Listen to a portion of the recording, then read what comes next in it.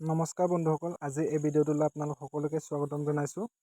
আজিৰ এই ভিডিঅ'টোত আমি আলোচনা কৰিব গৈ আছোঁ যিটো নেশ্যনেল হেল্থ মিছন চমুকৈ NHM এটা ৰিক্ৰুইটমেণ্ট মুকলি কৰিছে। আপোনালোকে ইয়াত দেখা পাইছে ANM নাৰ্ছিঙৰ বাবে বহুতো পোষ্ট মুকলি হৈছে। আপোনালোকে ইয়াত দেখা পাইছে 1138টা পোষ্ট মুকলি হৈছে, যাৰ যিটো পে'মেণ্ট পাৰ মান্থ যিটো পে'মেণ্ট 17,000ৰ পৰা ষ্টাৰ্টিং হ'ব। গতিকে ইয়াত আপোনালোকে নিজৰ মতে যিটো ৰিজাৰ্ভেশ্যন কেটেগৰীও চেক কৰিব পাৰে।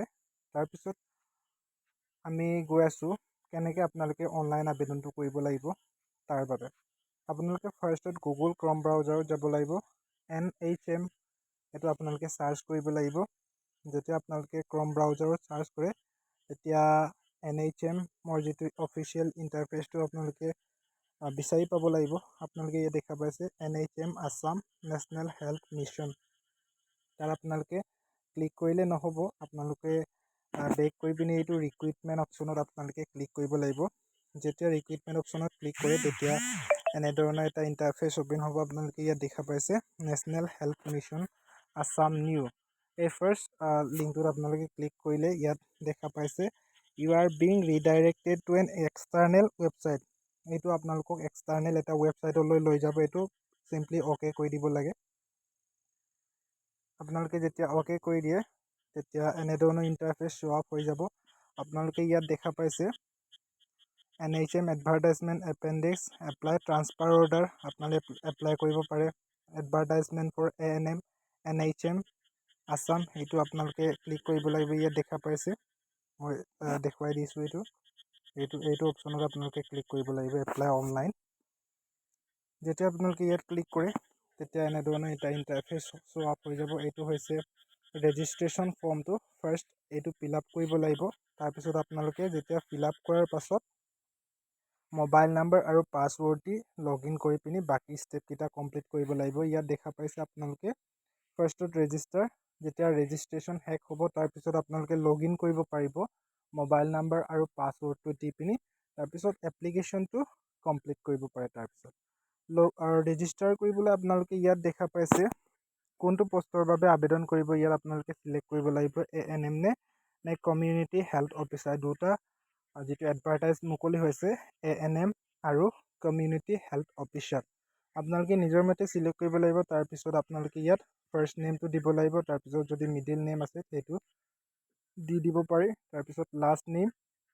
তাৰপিছত আপোনালোকে ইয়াত ডেট অফ বাৰ্থটো চিলেক্ট কৰি দিব। নেক্সট আপোনালোকে জেণ্ডাৰটো চিলেক্ট কৰিব লাগিব, মেল নে ফিমেল।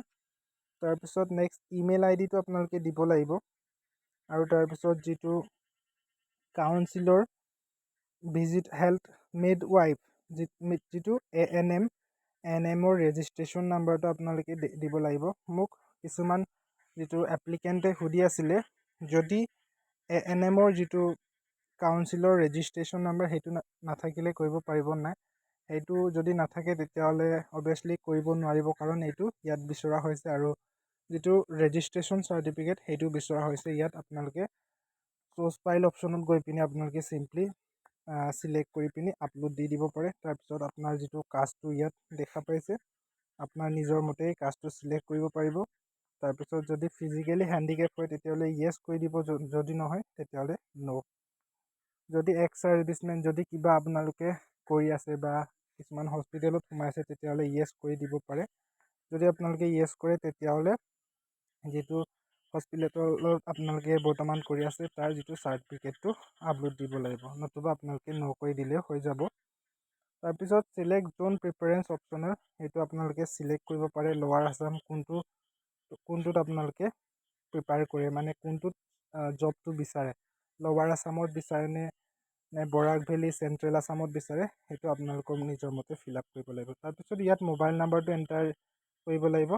তাৰপিছত যেতিয়া গেট OTP ক্লিক কৰে তেতিয়া আপোনাৰ মোবাইল নাম্বাৰলৈ OTP যাব। সেইটো আপোনালোকে ইয়াত এণ্টাৰ কৰি পিনি ভেৰিফাই অপশ্যনত ক্লিক কৰিব পাৰে। যেতিয়া আপোনালোকে ভেৰিফাই অপশ্যনত ক্লিক কৰে তেতিয়া পাছৱৰ্ড এণ্টাৰ কৰিব আহিব। আপোনালোকে নিজে নিজৰ মতে পাছৱৰ্ড এণ্টাৰ কৰিব লাগিব। তাৰপিছত আপোনালোকে কেপচা কোড এটাও ফিল আপ কৰিব লাগিব। ফিল আপ কৰাৰ পিছত আপোনালোকে চিম্পলি ৰেজিষ্টাৰ অপশ্যনত ক্লিক কৰি দিলে আপোনালোকৰ যিটো ID টো ৰেজিষ্টাৰ হৈ যাব। আৰু তলত ইয়াত দেখা পাইছে আপোনালোকে লগইন অপশ্যনত আপোনালোকে যদি এপ্লাই ANMৰ কাৰণে এপ্লাই কৰিছিলে তেতিয়াহ'লে ANMটো চিলেক্ট কৰিব লাগিব। যদি কমিউনিটি হেল্থ অফিচাৰৰ কাৰণে এপ্লাই কৰিছিলে সেইটো আপোনালোকে চিলেক্ট কৰিব লাগিব। তাৰপিছত মোবাইল নম্বৰ ৰেজিষ্টাৰ কৰোঁতে যিটো দিছিলে সেইটো দিব লাগিব। তাৰপিছত পাছৱৰ্ডটো যিটো ক্ৰিয়েট কৰিছিলে সেইটো দিব লাগিব। তাৰপিছত এই কেপচা কোডটো দি পিনে আপোনালোকে লগইন কৰি পিনে এপ্লিকেশ্যনটো ফিল আপ কৰিব পাৰিব। গতিকে এপ্লিকেশ্যন ফিল আপ কৰাটো মই দেখুওৱা নাই। যদি আপোনালোকে জানিব বিচাৰে তেতিয়াহ'লে কমেণ্ট ছেকশ্যনত কমেণ্ট কৰি জনাব। মই ফুল ছাপোৰ্ট দিব চেষ্টা কৰিম। গতিকে আজিৰ ভিডিঅ'টো এয়া আছিল।